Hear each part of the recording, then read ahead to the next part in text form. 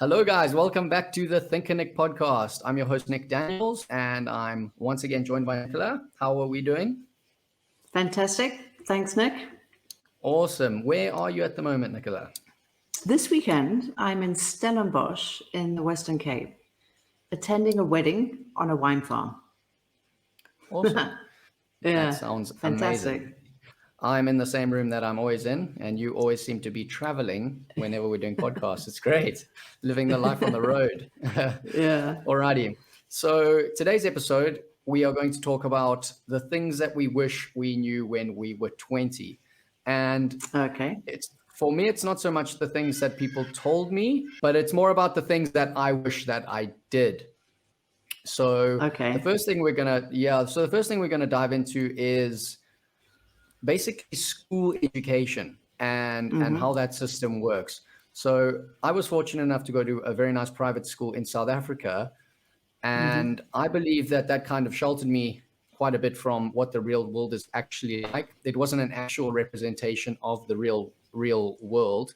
Basically, you are taught subjects where you parrot learn and then you get assessed on that material. But all of those subjects that I was taught, I don't apply to anything in life today, except for maybe mathematics when I'm shopping or budgeting, and obviously the English language is native. So learning about how to structure it, for example, I don't use that today. I do because I'm a teacher. I can help my students with it, but I'm saying, like, we just speak because we natively taught the language as we grew up. And another thing that it doesn't teach you about is money.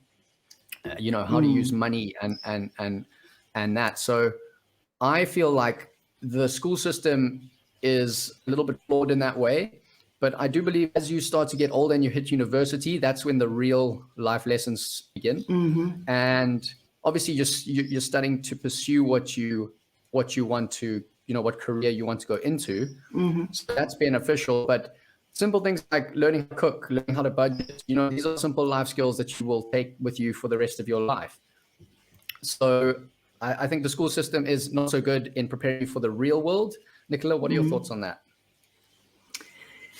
Yeah, you see, I guess there's like three phases of education. Well, I mean, education, first of all, I think is a lifelong pursuit.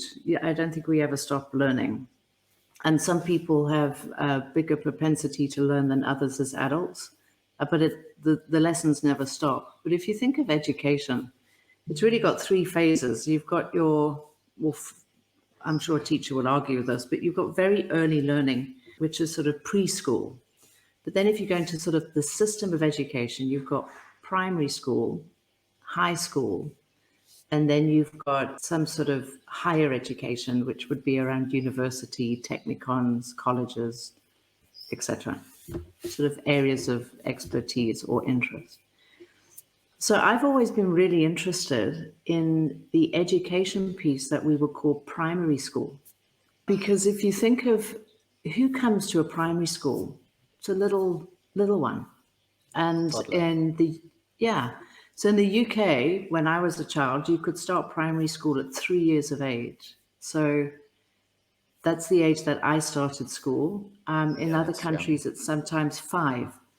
So I started school when I was... that's elementary school before primary school. Elementary is 3. Okay. Yeah, well, it would actually be kindergarten. Sorry, it would be kindergarten. Yeah, okay. And then elementary, primary. We were put in uniforms at 3 years of age, and off we all went to school. So I was in a function once with the head of education for one of the provinces in South Africa.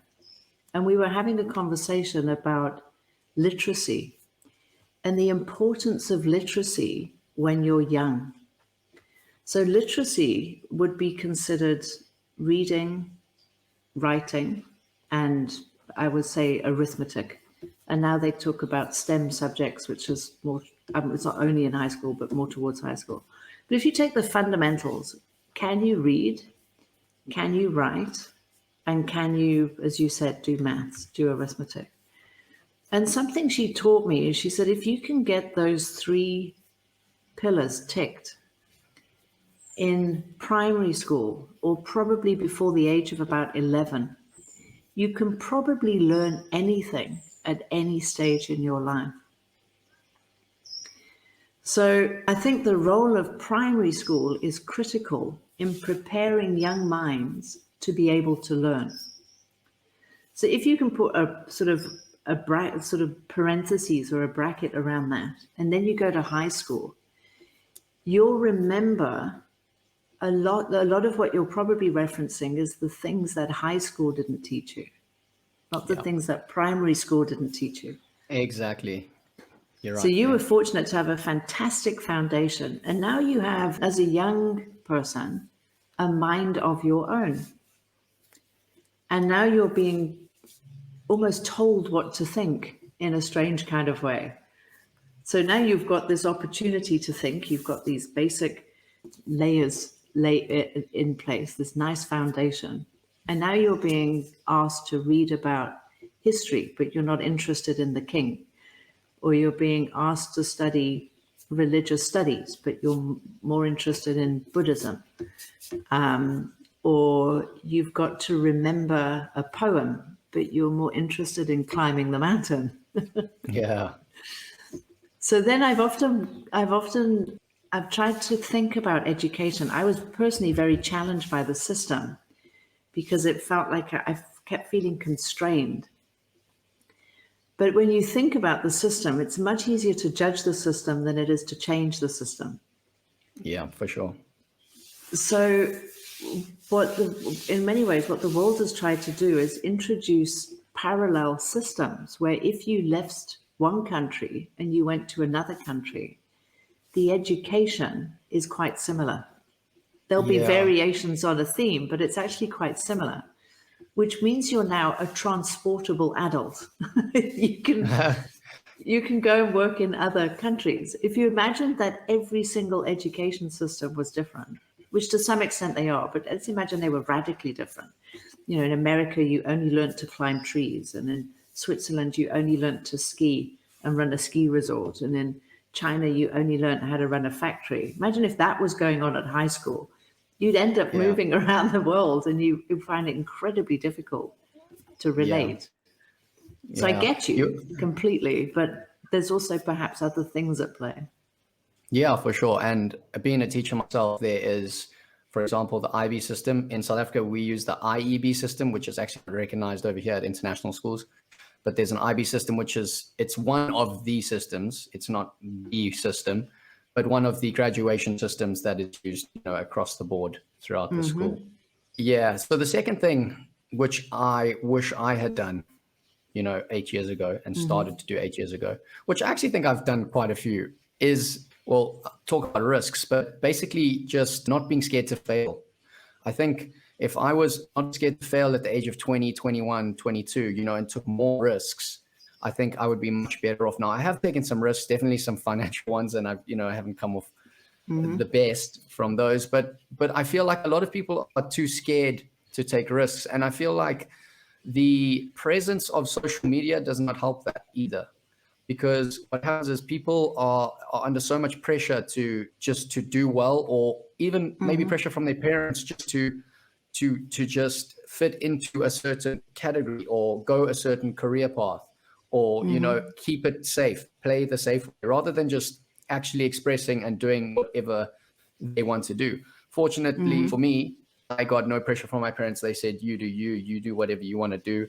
And it's been a hell of a journey, but it is something that I wish I would have done when I was younger. What do you think about risk taking? I mean, you pretty much finished school and you went straight for it, eh? Yeah, I mean, I wasn't quite finish school and go straight for it. I would say it was more of a meander. But let's go back to failure, because I think that's a big one. If you're in a system that doesn't promote failure, like education, the teacher's not going to say, do your best to fail this exam. It's always about passing, because the system is measured based on its success of success. So the more people that pass, the more successful the system is seen to be. So if you go to a school and every kid passes, that's seen as a great school. So let me get my kid into that school because hopefully they'll pass high school and enter society. Exactly. So there's very little encouragement of failure in that system. So that means only a certain type of learning can take place. As you become an adult, and let's say you became a parent, what you know as an adult is we all learn from our mistakes. So it's like, For sure. okay, so we learn from our mistakes, but we're put into certain systems that separately from perhaps university, but the typical school system doesn't encourage mistakes. Mistakes are so there's a lot of pressure on children to pass. You know, you do your homework, go for extra lessons, remember this book, etc. So what happens, I think, and this is not something I've researched, it's more something I observed, is a lot of people enter society afraid of failure, because failure is seen as like a black mark. Now, if you enter the world of work and you are afraid of failure, how you behave will be very different to how you would behave if you were more willing or encouraged to take risks. So consequently, we end up with people in businesses, which is sort of my end of the value chain, who are almost inherently fearful of being wrong. And strangely, often these business structures endorse the same thing. So we want learning, but we don't encourage mistakes. Yeah. We want people to explore ideas and be innovative, but we don't tolerate it when it loses money. Yeah. Can I So just jump in? Yeah, sure, go. So I want to ask you, so, I mean, obviously in your business, but I'm saying businesses in general, do you hire people based on their qualifications, or do you hire people based on what you need out of them? Because I mean, that's why we study, right? We study to get a qualification. And like you said, the system is set to only succeed. You know, you have to pass, you have to pass, you have to pass. So from your experience of hiring people, what do you look for in that sense? Okay, so recruitment's a very interesting thing, because what happens in recruitment is your qualification is like a ticket to the game. So if I've got 100 CVs on my desk, the person with the high school certificate is more likely to get my attention. And in some companies, they will not interview anybody if you haven't passed high school. So let's say, I think you did a BCom marketing, is that right? Postgrad in education. Okay. So let's say you did a BCom, a Bachelor of Commerce. Passing that, having that degree, differentiates you as a graduate when you start going to work. And lots of big organizations have what they call graduate development programs. And then, you know, if you've got a science degree or an engineering degree, these are all very important entry qualifications into certain fields. But then as you work, unless you're a specialist, like accounting could be seen as specialization, law, medicine, engineering, all these things where you don't want to have heart surgery by someone who hasn't been trained. Absolutely, yeah. But then there are exceptions to everything. So I'm not talking about that. I'm talking about the general population that go into commerce, into work. Normal jobs, like normal jobs. Yeah. Yes. Well, normal jobs. I mean, today, Yeah. But you know, there's sort of lots of BCom, social science, arts degree students go into the world of work. So that degree separates you from all the people that have not done a university degree. And the perception of organizations is if you have a degree, you bring a certain amount of rigor, self-discipline, and intelligence and potential to the organization. And that's probably and often true, not always true, but mostly true. Then as you start to work, you begin to realize that it's not about the qualification any longer. It's about something else. It's about how do you fit in with your colleagues. It's about how do you treat people. It's about how do you make decisions. It's about how easy you are to work with. People Because some skills. people are just, and suddenly you realize that's the stuff that they never taught me at school. Yeah. Trigonometry was kind of cool if you got it, but trigonometry isn't going to help you with your difficult relationship with your boss. Yeah. Well, Yeah. we digressed a little bit there into this sort of education, but let's kind of, go back into the part of what we wish we did know when we were 20. So we've touched on the education system, and we've touched on failure and how it's okay to fail. That's a lesson that I have learned now that I wish I knew when I was 20. The third one that everybody tells me and has been telling me for years is to save and invest. And in the last podcast that we just did, you referenced the old saying, spend a penny, save a penny. Yeah. So given my experience, it's really tough to do at a young age. And with society, well, what the society I grew up in, it's tough because you want to be involved in everything. When you're young, you just want to be involved in everything, and you want to kind of be in the thing, if that makes sense. You have these fads that come in and out. And as you get older, when you're in university, things come in. This is cool to do. That's cool to do. I want to be a part of that. I want to be a part of that. You're going out with your friends. You're spending all your money on the things that you think are beneficial at that time in your life because you don't know any better. So I have literally only started saving now at the age of 28, but there's also some other reasons for that. I've taken some risks. I've lost some money along the way. Another one is I had to pay for my post-grad, which would have been quite a fair chunk of savings. So there's all these factors, and this is just me as an individual. I'm sure everybody has their own story. So as much as people say, save and invest, and it is the right thing to do, it is so challenging to get right at such a young age. And I feel like I'm only coming into doing that sort of stuff now at the age of 28. What was it like for you when you were in your 20s? Yeah, I probably didn't earn enough to save, although you could argue everybody does. So you almost like live a little bit beyond your means. I was definitely in my 20s, early 20s or late 20s. They were quite different for me. So if I put 25 as the line in the sand, right? Okay, right in the middle, okay. So right in the middle. So my 25th birthday was on an island in the West Indies. Cooper Island, just off Tortola in the West Indies, is where I celebrated my 25th birthday. Before that, I'd already worked in London, in South Africa, and I'd spent some time in Chicago in the States. And I wasn't earning enough money to save, but I was having some amazing experiences, some incredible experiences. And actually in the West Indies, I was working. But by the time what you realize is you're like, it'd be so cool to live or work here. But then you realize that there's something called cost of living. Cost of living. And the cost of living, it might feel like it's amazing when you can earn $1,000 a month at 25, but when you realize you're living on an island and the cheapest rental is $800, suddenly $1,000 isn't going to go anywhere. So no, it's not.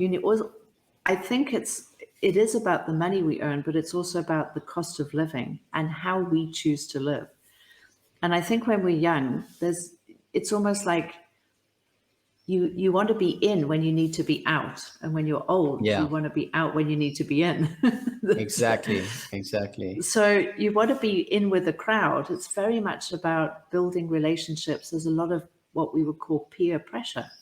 So it's quite normal and natural to do that. And there will be things you do when you're younger that are perhaps higher risk, perhaps a little bit more adventurous. And this isn't for everybody. I mean, you're living in a very privileged environment. Absolutely. Imagine being 25, growing up in a township. This wouldn't be true at all. No. And that's where I think education lacks, but that's another story. There will be things that you can do, like taking a gap year or 2 or 3 gap years. It's very difficult to do when you own a house, you've got 2 kids, and you've got a mortgage to pay, and you're saving for their high school education. Exactly. Yeah, it's not about you anymore. So I think it's perfectly fine up until the age of maybe 25, pushing the boundaries 30. But then there are exceptions. So then there's the person that is very focused, extremely disciplined, and will save from an early age, and isn't worried about the peer pressure, and is That always a would little be bit the outlier on the edge. that would be Dan. Do you remember Dan on our first podcast? Yeah. That would be Dan. That's it. Yeah. Yeah, he is a perfect And example of that. Dan, Make sure to go check out that podcast if you haven't seen it. It's a great one. yeah. Yep. So Dan was not, he's a very sort of discerning, deliberate thinker. And he's on a path to saying, I want to secure my financial future. And he recognizes that to do that, there is sacrifice. You have to give something up. So if you're not willing to sacrifice, and sacrifice might be, I'm not going out and having that dinner, or sacrifice might be, I'm not going to that movie, or sacrifice might be, I'm not going out with my friends. So there's always there's a cost benefit ratio, and the cost doesn't have to be money. It could be time. But I do think that there's a tendency for people in the world to always live beyond their means. And then you end up in debt, and then you've got that whole cycle of dependency on a system. Yeah, I like the saying, make the hard choices now and have the easy life later. But if you make the easy choices now, you generally have the hard life later. And I just want to refer back to my experience. Another thing, it's all relative to what you want in life, though, because I spent a lot of money as well on traveling the world. And I don't know if that was the right thing to do right now, but the experiences that I have experienced are just, they are second to none. I've seen things that my friends in South Africa will never see. If you know what I mean? I've grown as a person, and it's been a great journey. But this literally leads me on to the next thing that we're going to talk about, which is basically having a long-term plan. Now, after doing all this traveling and obviously COVID, I've been stuck in Vietnam for 2 years, which has actually allowed me to save a bit of money, but I haven't been able to travel at all. And that's the reason why I came here. But it's also got me thinking that the decisions that I make today are going to impact my future. But I'm only realizing this at 28, when I wish I had realized it 5 years ago. For example, I'm asking myself the questions now, where do I want to be in 3 years? Where do I want to be in 5 years' time? When I should have been asking, or maybe I did ask myself the question when I was 24, 25, but I was just having such a blast traveling, meeting people, going out with my friends, not really concentrating or, like you said, sacrificing those things for a, financially free future. I want to ask you, well, while we're on this topic, first of all, I want to talk about having a long-term plan, but I also want to touch on, we'll talk about, it's definitely not too late at 28, right? No, definitely not too late. I think there's a difference between what and where. So when you were leaving, you got on an airplane, went to Vietnam, you were more interested, I think, in what you wanted. And what you wanted was to experience life, you wanted to travel, etc. It wasn't about where did you want to go, it was how do you want to be? Exactly. So when you change the question, you change the answer, which is fundamental to something called strategic thinking. So if you change the question that you ask, you've got to change the answer that you get in your mind. So now you seem to be moving into a stage where it's more about where. And in that where, you're going to define some what as well. So if it's like, where do you want to be in 5 years' time? Is almost like casting a line out and saying, I want to catch a marlin today. Now, milestones and goals, I think, are extremely important in life, but then also not everything, because sometimes you can be so hell-bent on what you think you should be achieving that you forget to experience what you're experiencing, having lived. Exactly. So it's almost as if it's this whole balance. But I think it's a healthy thing to say, this is what I want and this is where I want to be in 5 years' time. But in the pursuit of that, think of it as a journey, like sailing. We spoke about sailing. Yeah. And you're not going in a straight line. And you can just stop for a moment and take in the surroundings. You can pause that pursuit. You can enjoy the journey as much as the destination. And I think, I mean, if I could have got that when I was 20, that would have been cool. I think possibly what I did is I've meandered. It looked like a straight line, but it was a very meandering. I've sort of gone with the flow. It's like, gee, that's amazing. And so many opportunities seem to cross my path. And I wasn't going so fast at something else that I couldn't recognize the opportunity. So I think my life has been a meander. I could have done with a bit more direction, deliberate direction. Yeah. But it's not been an unhappy experience. Yeah, my parents always used to say, you know, time flies by quickly, and when you're young, you think, oh, you know, I've got all that time, and I'm like, you know, I'm coming up to my 30s, but it does go fast. I've been in Vietnam for 5 years now. It's been a hell of fun. Wow. But 5 years, but it's like I'm 28 now. I arrived here when I was 23, straight out of university. I'm 28, and it's like that, just gone. Yeah. You know, it's crazy. So do have a long-term plan, because time goes, it goes by, obviously, but you just, you don't realize how quickly it actually does go by.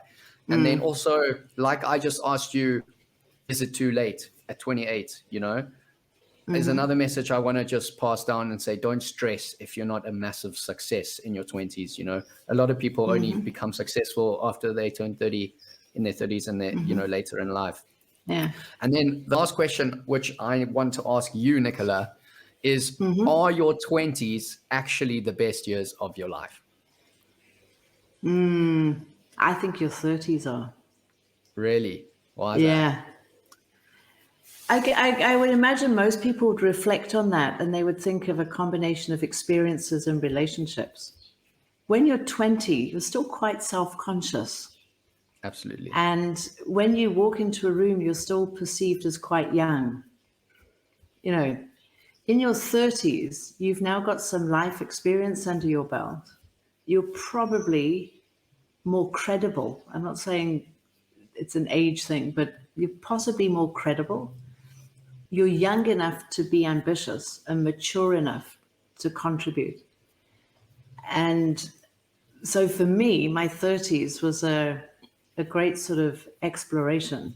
It's also when I did a lot of international travel, met lots of amazing and interesting people, laid down the foundations for starting a business. You know, some youngsters, it's almost a patronizing thing, but some guys have already retired when they're 30. I've heard it today. Yeah, I know.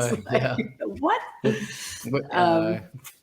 So that can happen and does happen. I don't know too many people that have done that, but, you know, you hear of it more frequently. Perhaps you've been trading Bitcoin since you were 17 or something like that. Yeah. But I think if you're in pursuit of life experience, what you do in these different phases is different. If you're in pursuit of wealth, what you pay attention to is what you get. It's as simple as that. So if you want to be rich, pay attention to making money, but don't expect that everyone's going to love you, because if you've got your head stuck in a computer and all you're doing is counting your equities at breakfast, you know, that's not necessarily the best way to build a relationship. Yeah. But if you want experiences, go and travel. If you want relationships, get involved, settle down. If you want a family, look for the right partner. Yeah.